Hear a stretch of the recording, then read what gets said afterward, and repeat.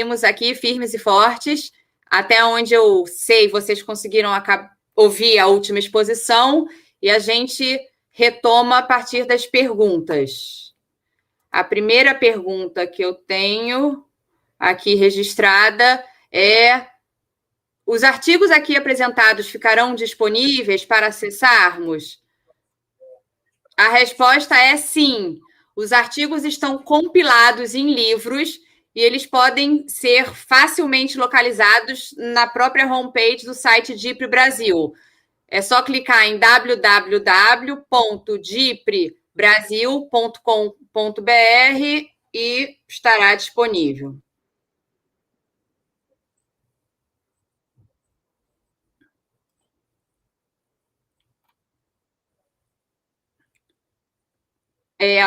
Patrícia, eu acho que seu microfone está... A segunda pergunta é sobre a aplicação da cooperação jurídica internacional, que é uma pergunta bastante ampla. Vou explicar aqui em poucas palavras para tentar esclarecer.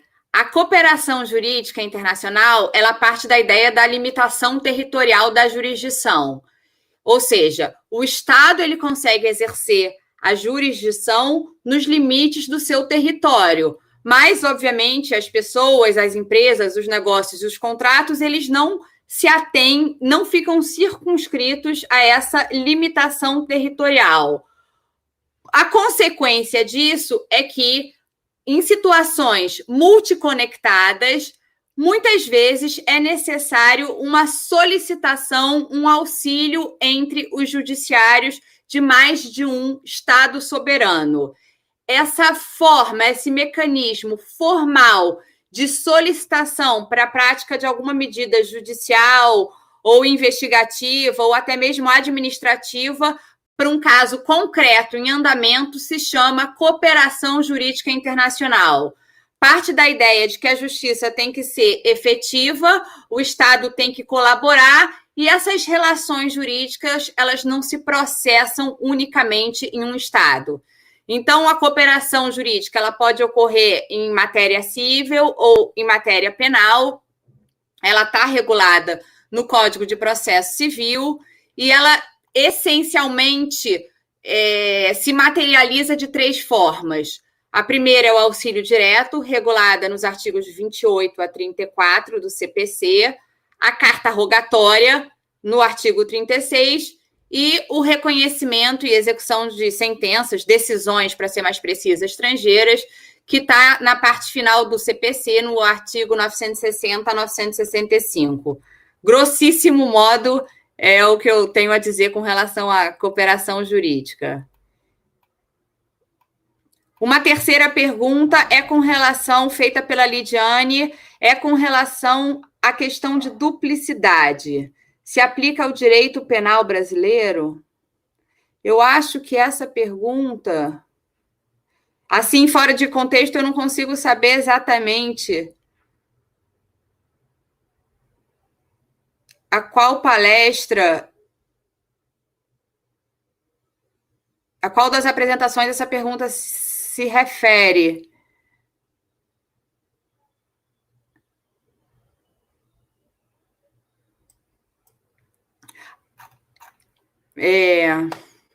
Algum de vocês chegou a mencionar ou considera que essa pergunta é direcionada a vocês mesmos? Aos meus colegas palestrantes? Também não estou conseguindo alocar para alguma pessoa específica. Bom, dito isso, eu sei que a gente já está aqui mais um tempo, mas eu gostaria de fazer só, eu acho que uma outra... Você chegou a mencionar uma outra pergunta para alguns expositores, se vocês não se opuserem. Primeiro, rapidinho, só um ping-pong aqui de algumas questões e fiquem à vontade, por favor, para se quiserem complementar. Para o Orlando, pelo que eu entendi da exposição e também da leitura do texto, não haveria nenhuma vedação no sistema jurídico brasileiro com relação a primeira demanda, não é isso? Sim, exatamente. E aí eu queria saber um pouco qual é a razão que justifica essa desconfiança com relação ao Instituto, na sua visão? Se é um simples desconhecimento ou se tem alguma outra razão a justificar essa rejeição, digamos assim? Assim, a impressão que eu tenho, e pode ser que vocês concordem um pouco nesse raciocínio, é que o judiciário brasileiro, salvo, claro, algumas excelentes exceções, geralmente quando o Instituto vem de fora fica bastante refratário, evita aplicar institutos que vêm de fora. Então, na medida que a gente tem geralmente um documento, uma garantia emitida por um banco estrangeiro para tentar ser executado. Então, às vezes, até uma garantia emitida por um próprio banco com atuação no Brasil, mas que segue um modelo estrangeiro. Às vezes, fica muito preocupado. E, geralmente, quando tem... é um contexto que eu vejo muito em cautelares, até cautelares preparatórios de arbitragem. Você tem uma obra de infraestrutura, de construção, um contrato grande. Esse tipo de contrato geralmente tem esse tipo de garantia à primeira demanda. Mas, bem, a gente sabe que contratos de infraestrutura, contratos de construção, parece que são feitos para dar problema. E no primeiro problema, a primeira coisa que o credor quer fazer, obviamente, é tentar executar a garantia, e a primeira coisa que o devedor vai tentar fazer é barrar a execução dessa garantia.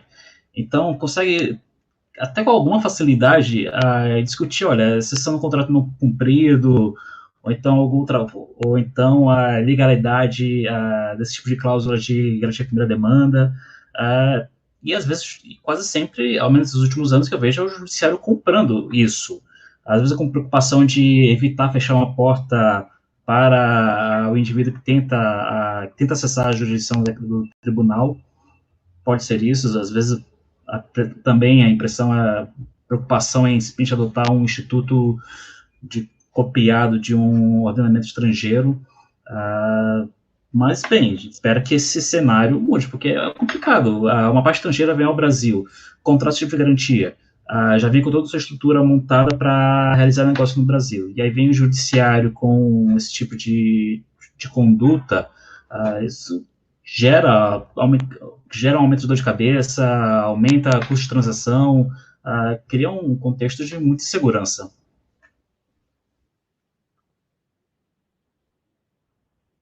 Que nós estamos tocando nos escritórios, é um caso até que está na mídia, um empréstimo feito em moeda estrangeira por um banco de Nova York para o governo do estado do Maranhão, que por conta da pandemia, o estado do Maranhão entrou com uma ação na Justiça Estadual, aqui tem garantia de primeira demanda da União Federal. A União Federal é a garantidora, na cláusula de primeira demanda, do governo do estado do Maranhão. É um contrato de empréstimo internacional que tem que ser aprovado pelo Senado Federal, porque onera, né, em tese, a União Federal. Então, um contrato que foi um empréstimo de 500 milhões de dólares na época.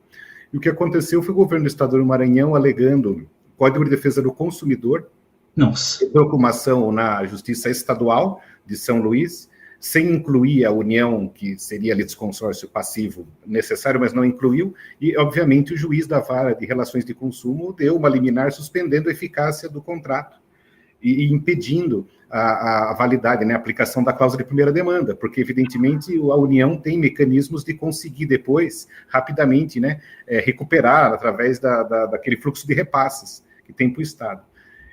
E foi uma loucura para conseguir agravar, enfim, o tribunal manteve a decisão de primeira instância, que foi que a gente fez foi entrar com uma ação declaratória de validade do contrato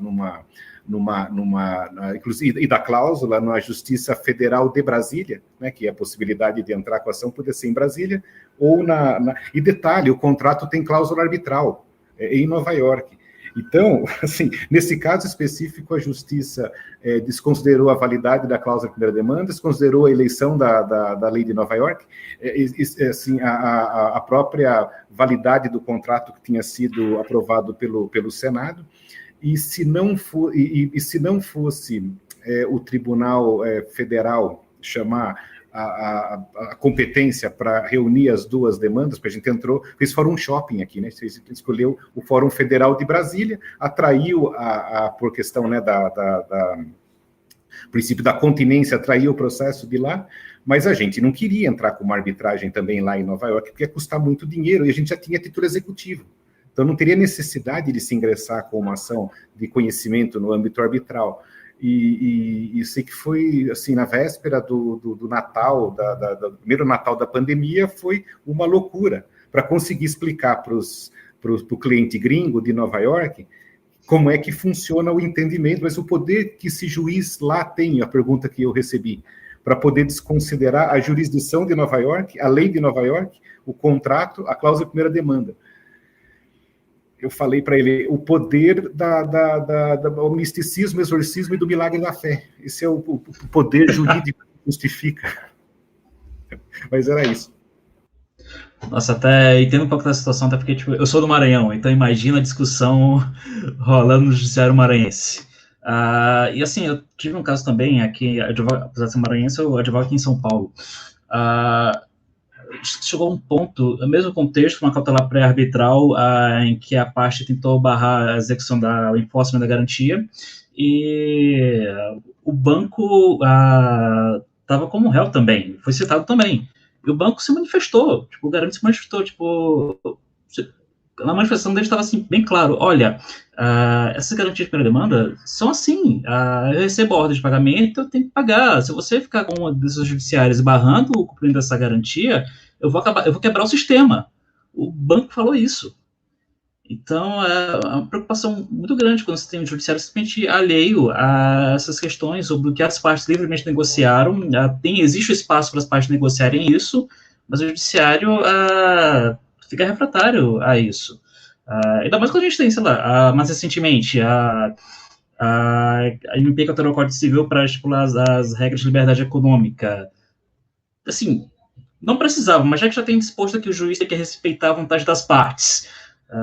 Mas parece que ainda há uma vontade refratária quando se tem a possibilidade de aplicação também de estrangeiros. Um comentáriozinho, Lídia, é que quando a gente fala dessas críticas, são específicas a algumas decisões judiciais. Exatamente, não é a todos. Judiciário, que é representado aqui nesse nosso painel pelo Dr. Diego. Então, Dr. Diego, nós Exatamente. estamos o judiciário brasileiro. Especificamente algumas decisões curiosas. Exatamente. Já fiz o meu disclaimer aqui. Não, eu tenho pergunta aqui para todo mundo. Vou ser bem objetiva, mas com relação à sua apresentação e ao seu tema, Solano, que foi o segundo, eu só questiono se você acha que a gente assim está vivendo um pouco um movimento pendular com relação a esses tribunais internacionais, no sentido que não tinha tanto, e aí acabou sendo criado talvez demais. E se agora seria o caso de talvez concentrar um pouco as competências, né, as alçadas, os campos de atuação, para justamente evitar essas decisões conflitantes, se é um pouco por aí ou não, deixa cada tribunal com aquela questão específica? Eu acho que o direito internacional privado vai salvar o mundo, Lídia, nesse aspecto, porque basicamente, assim, o que acontece? Como credores que emprestaram dinheiro para a Argentina e tinham cláusula, né, pela ICSID, cláusula de execução de patrimônio internacional da Argentina, tomaram o calote, aquela história do calote argentino, propuseram a cobrança na Corte de Nova York, e os créditos foram vendidos, caiu na mão de abutres, né, se chamam credores abutres, mas enfim, são credores legítimos que conseguiram apreender um navio que foi muito conhecido na época, um navio escola militar, que eu esqueci o nome, general alguma coisa, general Belgrano, que estava levando os cadetes lá, marinheiros formandos da Argentina, que estavam, se não me engano, na costa da Zâmbia, não sei se alguma coisa assim, que pertence à Common Law. Commonwealth, a Comunidade de Nações liderada pelo Reino Unido, que tem um Instituto de Direito Processual Internacional que permite o congelamento de assets preventivo à homologação da sentença estrangeira. Isso tem eficácia em toda a Commonwealth, de maneira que eles conseguiram penhorar esse navio das Forças Armadas Argentinas lá, através de uma cumprido pela Ordem de Zâmbia. Então, quer dizer, tinha, de acordo com o ICSID, a validade do contrato de crédito, uma ordem de penhora, né, que eles chamam de quasi in hand jurisdiction, eu acho que é Zâmbia, gente, se eu estiver errado, depois vocês me perdoem. E veio, do nada, uma liminar do Tribunal do Mar de Hamburgo.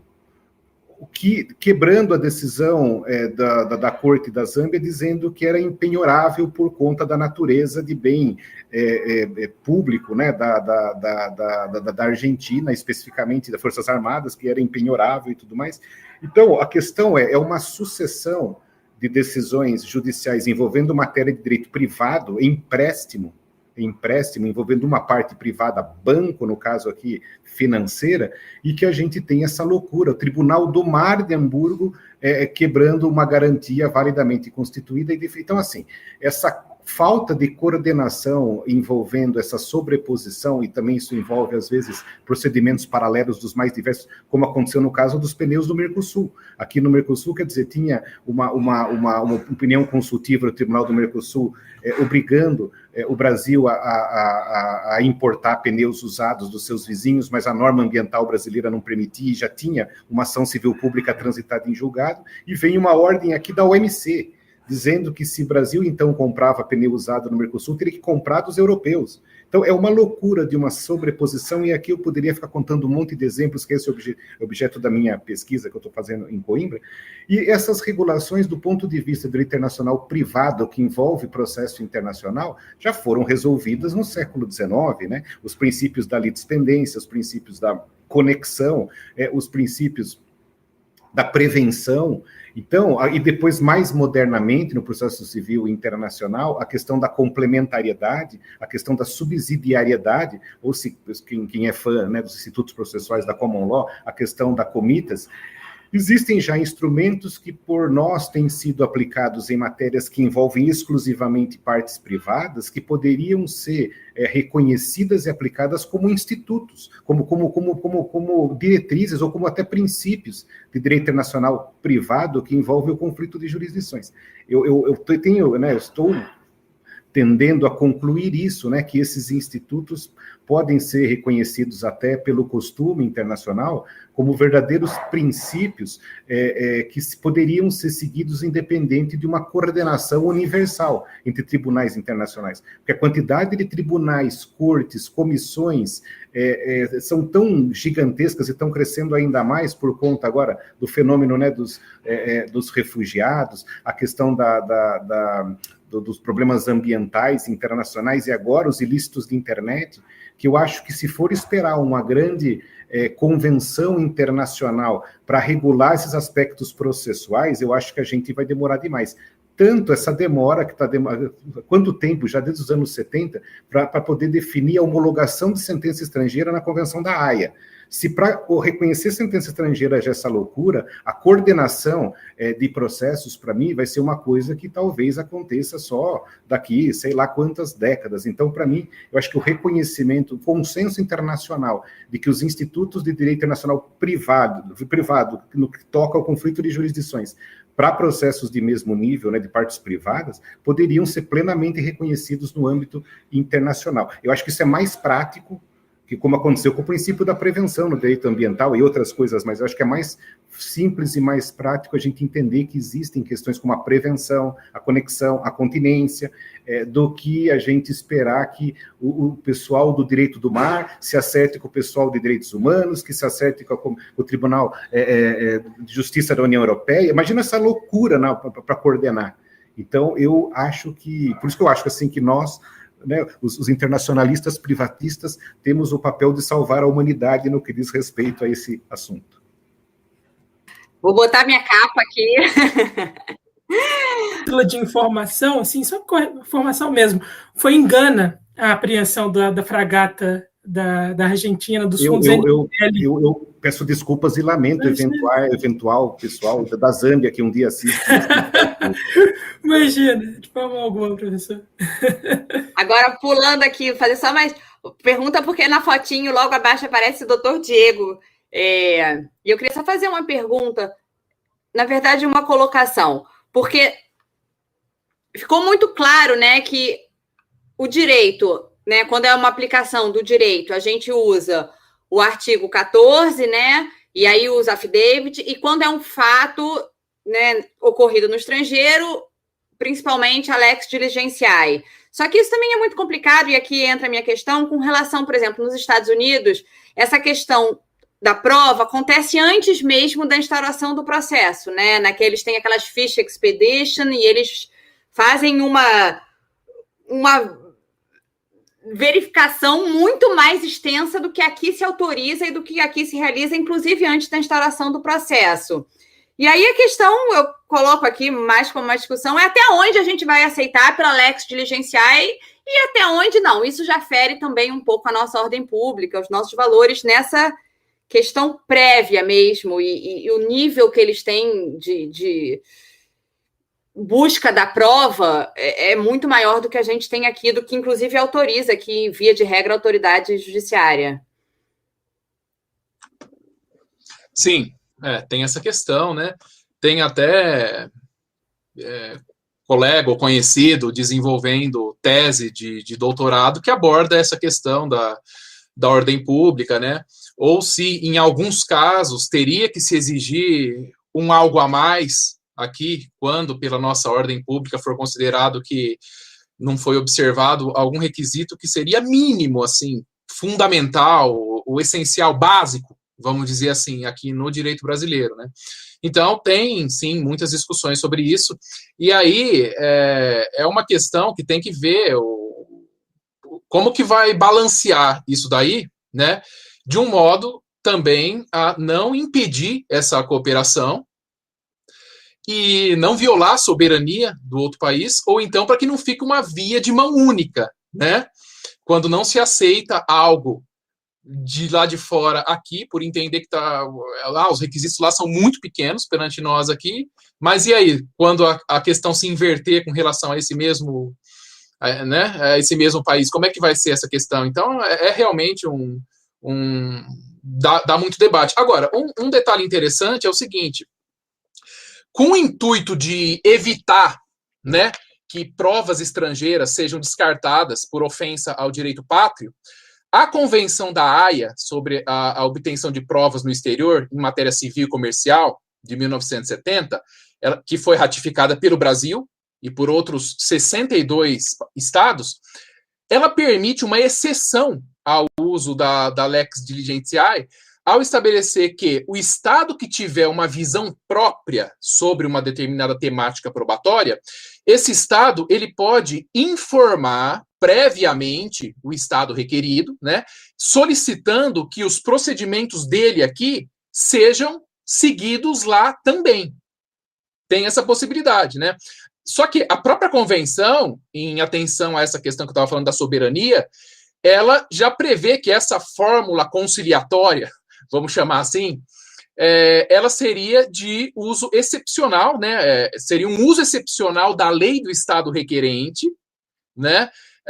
Para reger a produção probatória no Estado requerido. Essa forma conciliatória, a própria convenção diz que ela não seria possível se violar também alguma norma que o outro Estado considere muito importante, né? Então ela fala, olha, isso só vai ser admitido, isso só vai ser tolerado se esse pedido que o Estado requerente fez, ele não for incompatível com, vamos chamar assim, o DNA do direito do Estado requerido, né? E se essa execução que lá está sendo solicitada, né, ela não se mostrar impossível por violar alguma prática judicial local, né? Isso está nessa convenção, né? Ou seja, é um meio, né? É um começo, né? Que eles estão tentando disciplinar justamente para tentar evitar ou pelo menos minorar esse problema aí mencionado, né? Sim. E última pergunta.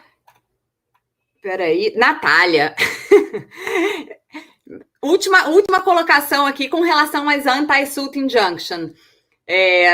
Não consigo não dizer, porque a sua proposta, eu concordei com a parte do Fórum Shopping, mas a sua colocação final é no sentido de que os países de civil law não têm como obstar o prosseguimento, né? Não tem como determinar nenhum tipo de ordem para a parte se abster de... só estou querendo assim fazer um pouco uma contraposição. Você acha que é incompatível com o sistema de civil law qualquer ordem no sentido de restringir a parte ao acesso ao judiciário em outras jurisdições? Eu vou me atentar um pouco ao escopo do meu trabalho. Ao civil law é muita coisa, então não me sinto à vontade para responder nem sim nem não. Até porque, enfim, falta realmente conhecimento de outros países, modelos de civil law, para poder dizer isso categoricamente.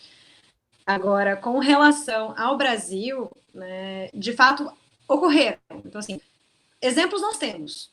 Então, não dá para a gente negar o que é realidade. Existem exemplos, sim, de medidas que fizeram isso, de que obstaram. A gente consegue elocubrar e entender de onde vem a vontade do judiciário de tolir a parte que faz um... Eu até tenho como chamar de fórum shopping, porque para mim isso não é fórum shopping. Né? Escolher várias coisas, para mim, não é escolher. Né? Quando a gente escolhe uma coisa só. Então, mas vamos chamar o que as pessoas gostam de chamar de fórum shopping abusivo.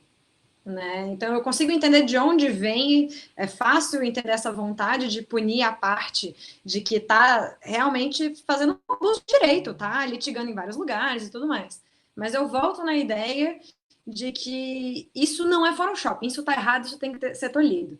Agora, com relação ao nosso ordenamento jurídico, a minha opinião é que realmente não dá, não cabe, né? Anti-suit injunctions, da forma como elas foram criadas e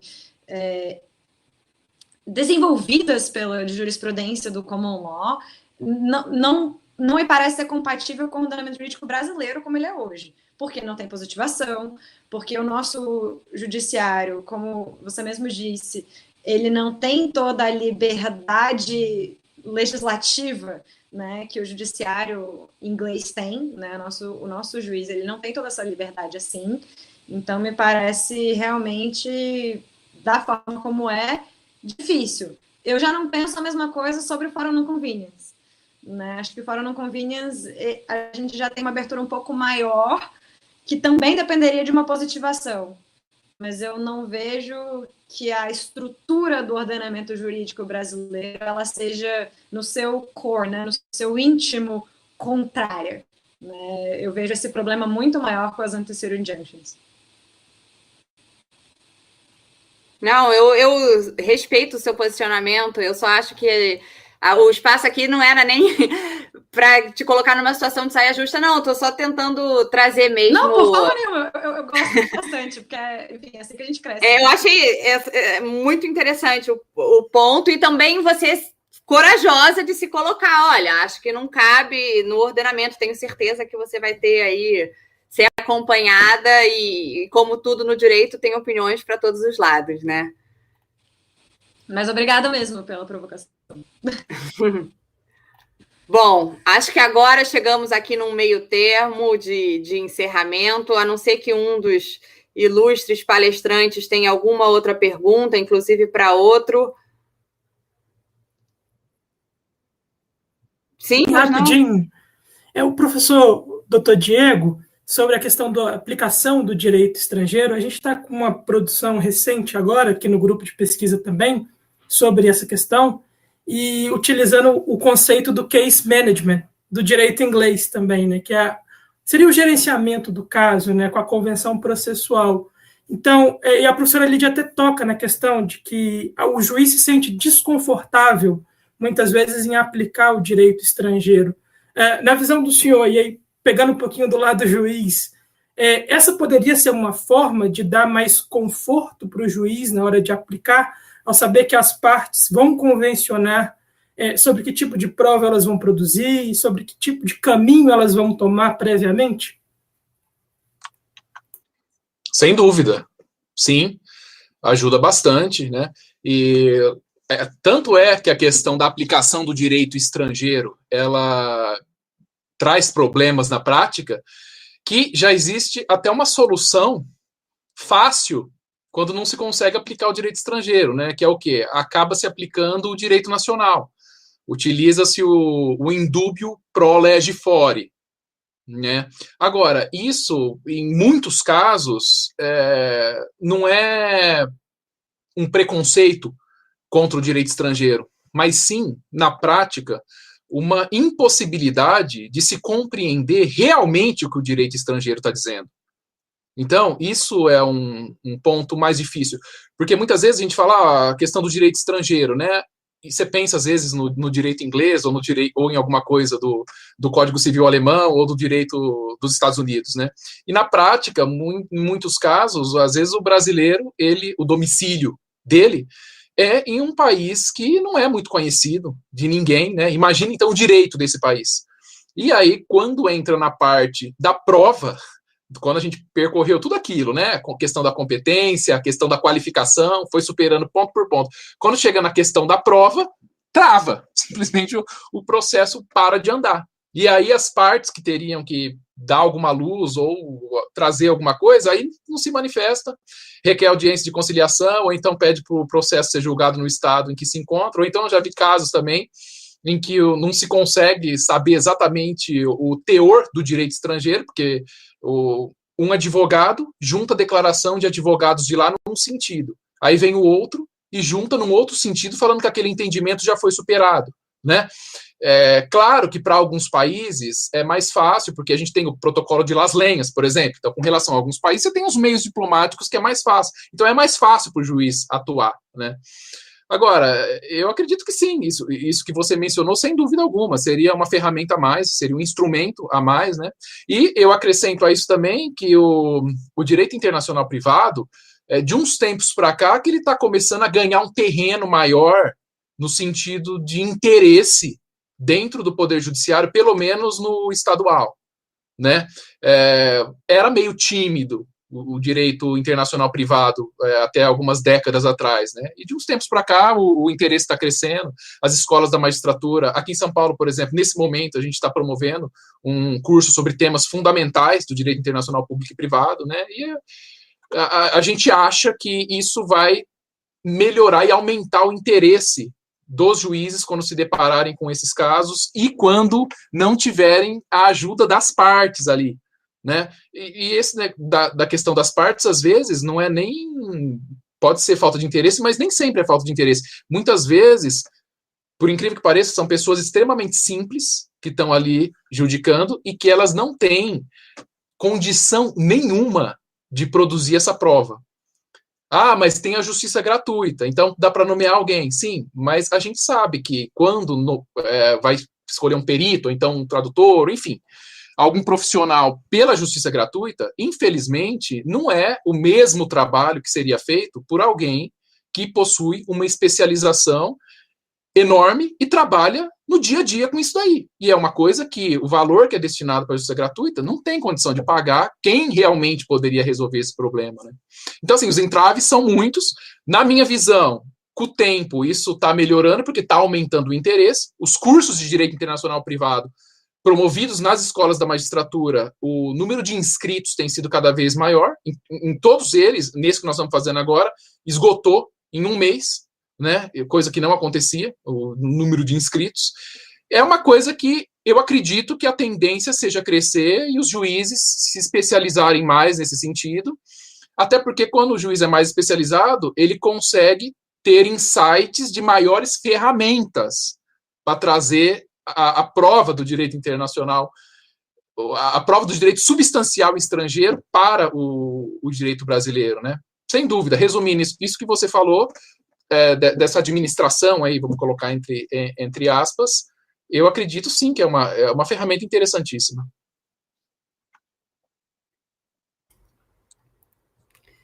Bom, então eu vou encerrar aqui esse bloco 4, cumprimentando a todos vocês pelos excelentes artigos redigidos e espero poder revê-los em breve em outras ocasiões.